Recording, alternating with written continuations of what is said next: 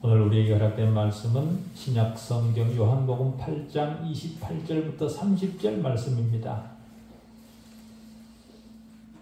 신약성경 요한복음 8장 28절부터 30절 말씀 봉독해 드리겠습니다. 이에 예수께서 이르시되 너희가 인자를 든 후에 내가 그인 줄 알고 또 내가 스스로 아무것도 하지 아니하고 오직 아버지께서 가르치신 대로 이런 것을 말하는 줄도 알리라. 나를 보내신 이가 나와 함께 하시도다. 나는 항상 그가 기뻐하시는 일을 행함으로 나를 혼자 두지 아니하셨느니라. 이 말씀을 하심에 많은 사람이 믿더라. 아멘. 하나님 말씀의 현장에 다시 불러주신 하나님 아버지 은혜를 감사합니다. 알고 있지만 표현하지 못했던 개념들이 의미 있는 명제로 우리 안에 정돈된 명제가 우리를 더 확고한 믿음으로 인도되게 하는 그런 말씀 되게 하여 주옵소서. 인간의 의식으로부터 나온 보편적 이념이 아니라 성경이 진술하는 진리 자체가 선언되게 해주십시오. 자유로운 이념의 전개가 아니라 하나님 말씀에 의해 통제된 말씀만 전달되게 해주십시오. 하나님의 말씀이 지시하는 방향만 따라가게 해주십시오. 인간 사고의 일관성이 진리의 기준이 아니라 하나님 말씀이 진리의 기준임을 거듭 확인하게 해주십시오. 인간은 하나님의 창조 안에 창조된 피조물임을 확인하게 하사 교만한 우리 본성이 낮아지게 되는 말씀이게 해주시옵기를 우리 주 예수 그리스도 이름으로 기도하옵나이다. 아멘.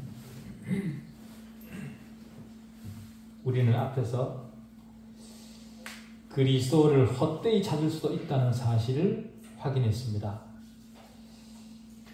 자신의 구원자를 찾기 위해 일생을 바쳤지만 그 대상을 완전히 오해해서 전혀 다른 구원자를 구원자로 믿고 거기에 자신의 영혼을 맡길 수도 있다는 거죠. 주님은 그것을 뭐라고 표현하셨는가 하면 너희가 나를 찾다가 너희 죄 가운데 죽겠다 라고 표현하셨습니다. 얼마나 안타깝습니까? 우리가 구원자를 만나고 찾고 만나는 것은 나의 열심을 통해 찾을 수 있는 것이 아니라 성경이 제시하는 바로 그 구원자에게 나를 맞출 때 찾아지게 되는 겁니다. 예수 그리스도는 우리와 만나기를 기뻐하십니다. 그런데 그 그리스도를 눈앞에 두고도 헛되이 다른 그리스도를 찾습니다. 얼마나 슬픈 일입니까? 인간은 구원에 이르는 믿음 없이도 얼마든지 그리스도에 대해 종교적 감정을 가질 수 있습니다. 심각한 질병이나 예기치 못했던 고통 혹은 죽음에 대한 공포 그런 것이 엄습해 올 때 그런 것에 대한 위로의 수단으로 인간은 종교적 감정을 가질 수 있게 됩니다. 그런 압박을 받으면 인간은 열정적으로 기도하고 강한 영적 감정을 나타내 보이고 일시적 고백을 하면서 전혀 다른 사람인 것처럼 그렇게 행할 수 있습니다. 그러나 자신의 감정에 영향을 주던 그 특별한 환경이 사라지게 되면 그는 슬그머니 옛날로 돌아갑니다. 설령 교회 출석은 계속할지 모르지만 그것은 습관에 불과한 거죠. 현실적 문제 해결을 위해 예수를 찾았던 사람들, 그들은 반드시 복음을 다시 듣고 복음에 전적으로 동의하고 자신을 그리스도에게 완전히 위탁하게 되는 그런 과정을 반드시 거쳐야 합니다. 그렇지 않고 교회를 다니면 나쁘지 않다고 생각을 하거나 세상을 살면서 종교 하나 정도는 가지고 살아가는 것이 좋다는 생각으로 교회를 출석하는 것은 아무런 소용이 없습니다. 그런 사람들은 그리스도를 헛되이 찾는 거죠. 그리스도를 찾는 것처럼 보이지만 사실은 자신의 존귀심을 충족시키는 수단으로 교회를 활용하는 것이고, 그렇게 교회를 활용하는 것은 시간 낭비에 불과하다라는 겁니다. 그리스도를 진심으로 찾고 성경이 제시하는 복음을 받아들이는 자에게만 영생이 보장됩니다. 지옥과 미래의 형벌에 대해 말하는 것이 가혹하다, 그렇게 말하는 교인들이 있습니다. 그러나 지옥은 구더기도 죽지 않고 불도 꺼지지 않는다는 마가복음 9장 48절의 말씀을 기억할 일입니다. 거짓된 자비와 병적인 호의에 속아서 통곡하는 일이 없어야 하지 않겠습니까? 하나님의 백성으로 구별된 자에게 영원한 천국이 보장되어 있다는 것을 믿는 것처럼 영원한 지옥이 있다는 사실도 분명히 기억해야 됩니다. 그 사실을 모르는 자들에 의해 주님은 들리움 받았습니다. 주님이 들리움 받는다는 것은 주님이 높임 받는다는 말이 아니라 십자가에 달리셨다라는 뜻입니다. 하나님께서 사악한 자의 손을 통해 주님을 십자가에 달도록 하셨지만 그 모든 것은 태초 이전에 이미 예정된 사건입니다. 요한은 주님이 들리우신 사실을 요한복음에서만 3곳에서 진술했습니다. 처음에는 이미 지나왔지만 3장 14절 15절에 거기에 모세가 광야에서 뱀을 든 것 같이 인자도 들려야 하리니 이는 그를 믿는 자마다 영생을 얻게 하려 하심이라. 주님께서 십자가에 달리셔야 되는 필연성을 강조한 거죠. 그리고 두 번째 본문이 오늘 본문이고, 세 번째는 12장 32절에 내가 땅에서 들리면 모든 사람을 내게로 이끌리라. 주님이 십자가에 들리는 사건, 이것은 복음의 핵심 중의 핵심입니다. 주님이 십자가에 들리셔야만 타락한 인류의 죄는 사함을 얻게 됩니다. 그런데 주님이 십자가에 들리심으로 따라오는 결과들이 있습니다. 그 결과들을 조금 전 말씀드린 세 대목을 통해 확인해야 됩니다. 우선 첫째 본문은 요한복음 3장 14절 15절입니다. 이 구절은 주님께서 들리운다는 것이 무엇을 의미하는지를 분명하게 밝혀줍니다.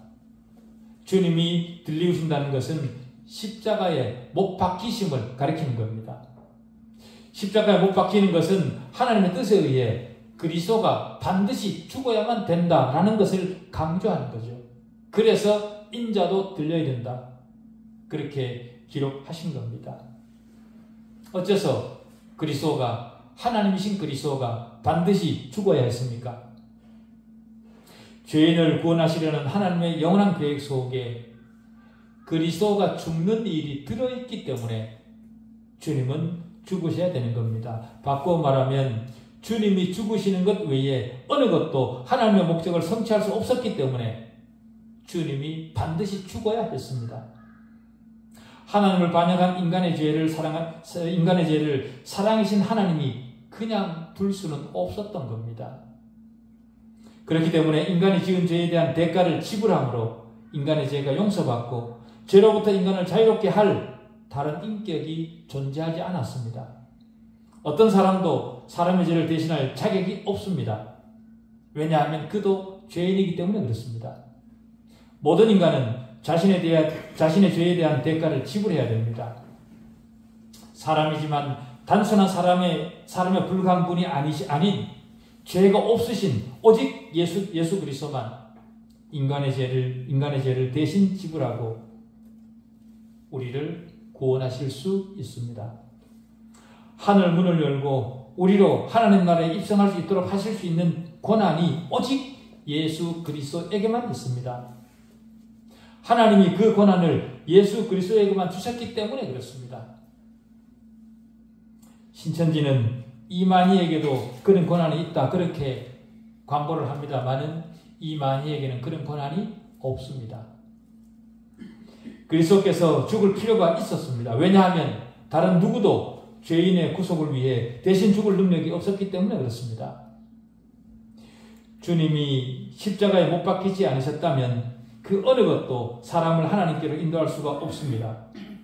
사람을 중심에 놓고 사람이 제일이라고 주장하는 자유주의가 우리를 하나님에게로 인도할 수 있을까요? 잠깐 동안은 자유주의가 인기를 얻고 이단이 승리하는 것처럼 보일 수 있습니다. 그래서 그들이 정통인 것처럼 그렇게 행세를 하지만 그들의 그 시간은 결코 길지 않습니다. 시간이 조금만 지나면 진실은 드러나게 되어 있습니다. 28절이 바로 그 사실을 전하죠. 너희가 인자를 든 후에 내가 그인 줄 안다. 인간의 조급함이 이를 그르치는 겁니다. 당장 눈앞에 보이는 것만으로 판단을 하고 그것이 전부일 것이라고 속단하는 인간의 조급함이 예수 그리스도를 알아보지 못하고 자신들의 혈기를 따라 주님을 십자가에 달았습니다. 그렇게 예수를 죽이고 난 뒤에야 주님에 대해 어떤 사실을 알게 되었던 거지요. 우리는 이 사실을 통해 십자가만이 우리 영적 지식의 유일한 기초가 된다는 사실을 다시 확인하게 됩니다.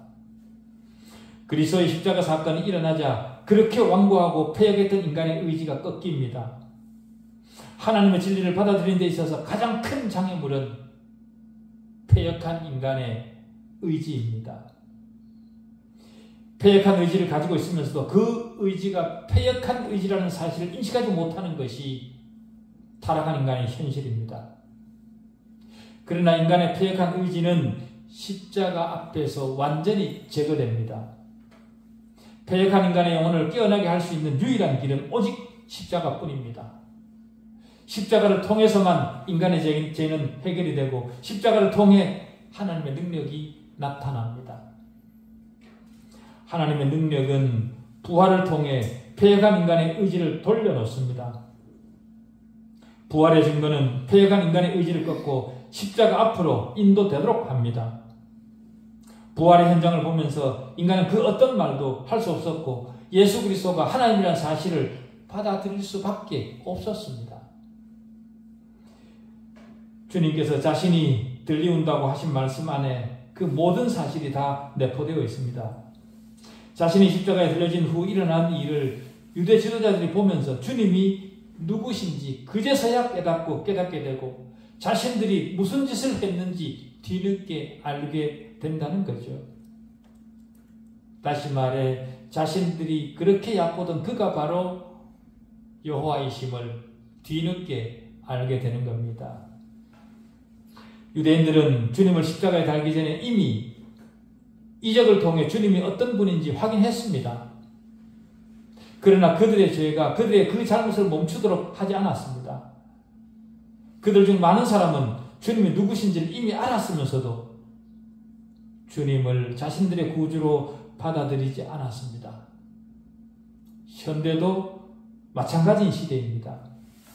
현대도 교회 밖에 있는 사람들 중에는 예수 그리스도에 대한 지식을 가지고 있는 사람들이 상당수 있을 것으로 판단됩니다. 그런데도 그들은 예수 그리스도에 대한 지식을 가지고 있으면서도 주님을 구주로 받아들이지는 않습니다. 그렇기 때문에 이 다음에 하나님 앞에 서서 주님을 몰랐다 그렇게 그들은 변명할 수 없을 겁니다. 주님은 자신이 어떤 방식으로 죽음을 당하실지 이미 다 알고 계셨습니다. 그렇기 때문에 들린다라는 표현을 하신 겁니다. 인자를 든 후에 라는 말씀에서 들다라는 단어는 헬라어로 힙소라는 단어인데요. 이 단어는 단순히 주님이 십자가에 달리시는 것만 나타내는 것이 아니라 주님의 승천까지도 포함하는 그런 표현입니다. 힙소라는 단어가 그렇습니다. 그래서 요한복음 12장 32절 이하에서 내가 땅에서 들리면 모든 사람을 내게로 이끌겠노라 하시니 이렇게 말씀하시면 자기가 어떠한 죽음으로 죽을 것을 보이심이러라 라고 하신 겁니다. 주님의 이런 말씀에도 불구하고 자신들의 무능력함을 보지 못하는 어리석은 자들은 자신들의 죄 속에서 죽을 수밖에 없습니다. 주님을 십자가에 달아 죽인 후에야 그들은 주님이 누구신 줄 알았다. 그렇게 얘기를 합니다. 그들이 주님이 누구신 줄 알았겠습니까? 주님을 죽이고 난 뒤에 그들이 무엇을 보았습니까? 주님이 바로 자신들이 십자가에 매단 바로 그 주님이 자신들이 그토록 찾던 메시아라는 사실을 알았고 보았던 겁니다. 인간은 눈으로 확인해야만 받아들입니다. 그러나 부활하신 주님을 눈앞에 두고도 믿지 않았던 도마를 향해 주님이 뭐라고 말씀하셨습니까? 요한복음 20장 29절에 너는 나를 본고로 믿느냐? 보지 않고 믿는 자들은 복되도다 라고 하셨던 사실을 우리는 기억해야 됩니다. 예수 그리스도의 십자가는 세상적 판단으로 판단하면 완전한 실패이고 패배이죠. 그러나 영적 시각으로 보면 역전의 승리가 그 십자가 안에 있습니다. 인간의 시각으로는 절대로 파악하거나 볼 수 없는 역전의 승리. 그것이 바로 하나님 나라의 원리입니다. 지금은 예수 믿는 자들이 나약한 것 같고 패배한 것처럼 보일지 모르지만 우리에게는 부활이라는 역전이 기다리고 있습니다. 여기에서의 승리가 진정한 승리가 아닙니다. 이 땅에서의 성공이 아닙니다. 우리에게는 십자가를 통한 역전이 있습니다. 그러니 오늘 여러분의 삶이 십자가를 진 삶이라면 희망을 가지셔도 좋습니다. 십자가는 최종 승리에 대한 보증이요 확인입니다. 십자가의 삶은 져주는 삶이고 손해보는 것이고 용서하는 삶이고 용납하는 삶입니다. 그 삶이 곧 이기는 삶이고 그 삶이 곧 승리하는 삶이고 그렇게 사는 것이 곧 영적인 삶인 것입니다. 그러나 세상은 그 반대입니다. 다른 사람의 약함을 폭로해 상대를 밟아야 이기는 삶이고 물리적으로 이기는 삶이 강자의 삶이고 승리하는 삶입니다. 그러나 하나님의 시각으로 하늘의 시각으로 그런 삶은 유치한 삶이고 더럽고 치졸한 삶에 불과합니다. 그래서 주님이 뭐라고 말씀하셨습니까? 한쪽 뺨을 맞으면 반대편 뺨도 내어주라. 그렇게 말씀하셨던 겁니다. 물론 그런 삶이 힘든 삶입니다. 그러나 그것이 하나님의 뜻이라는 것을 알기에 그 삶을 살아내는 것이 성도의 삶이지요. 성도는 자신의 의지보다 하나님의 의지를 따라 사는 사람입니다. 하나님의 이름을 팔아 자신의 고상함을 증명하는 것이 아니라 묵묵히 하나님을 바라보며 변치 않고 역전의 승리를 바라보며 나아가는 그런 자들이 바로 성도입니다. 하나님의 명예를 위해 그렇게 사는 사람을 주님 자신에게로 이끄시겠다고 약속하십니다.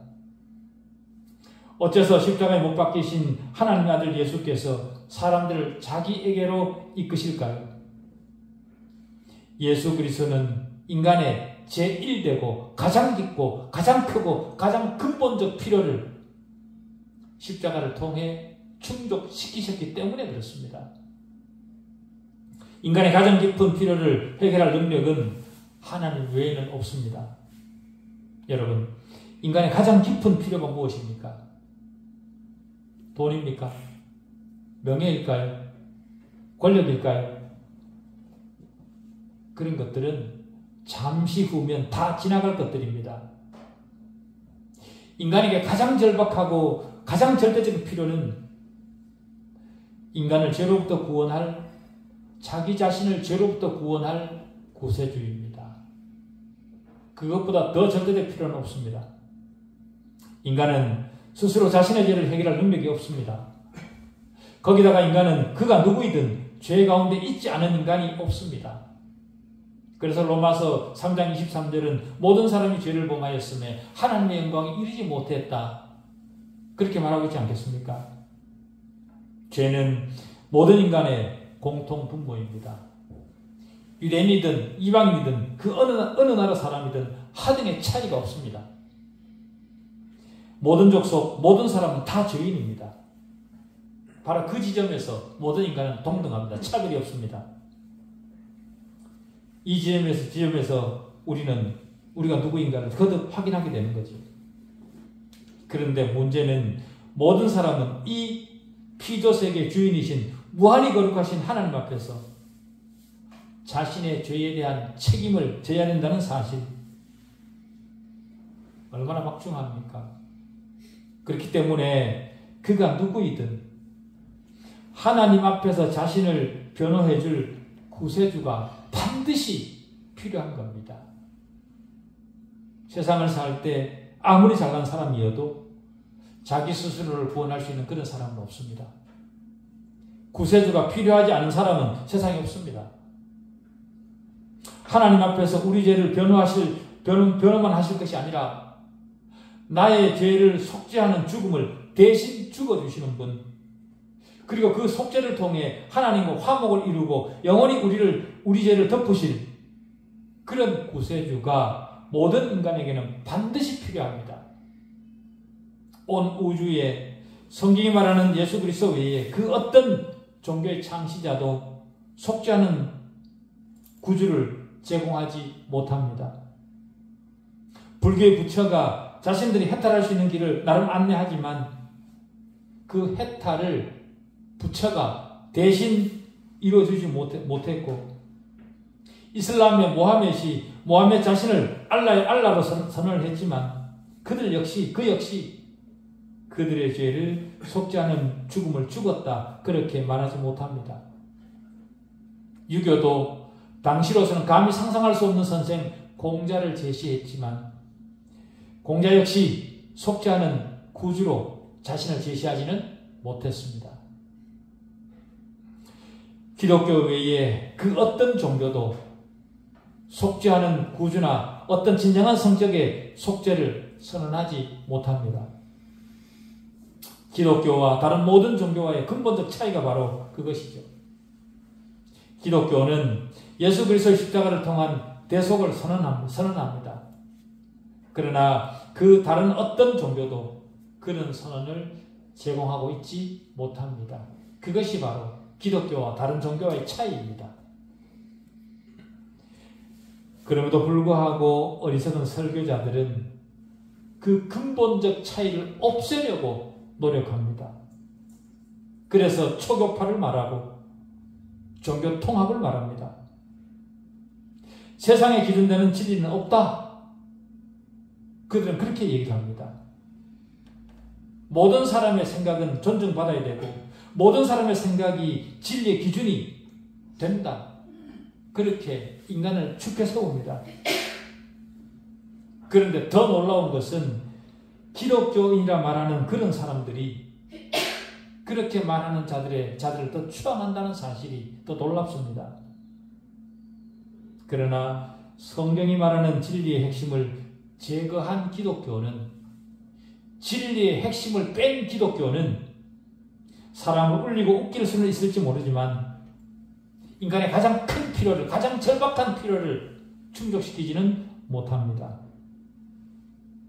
그런 곳은 사람이 아무리 많이 모이더라도 성경이 말하는 기독교가 아닙니다. 주님은 그런 사람들을 자신에게로 이끌지 않습니다. 주님은 율법의 저주로부터 우리를 해방시키시기 위해 십자가에 높이 달리셨습니다. 이 땅을 잘 먹고 잘 살고 웃으며 살라고 십자가에 달리신 것이 아닙니다. 십자가에 달리심으로 하나님 우편으로 올림 받으셨습니다. 그가 누구이든 정상적 지능을 가진 사람은 자신에게 가장 절박한 필요가 무엇인지를 압니다.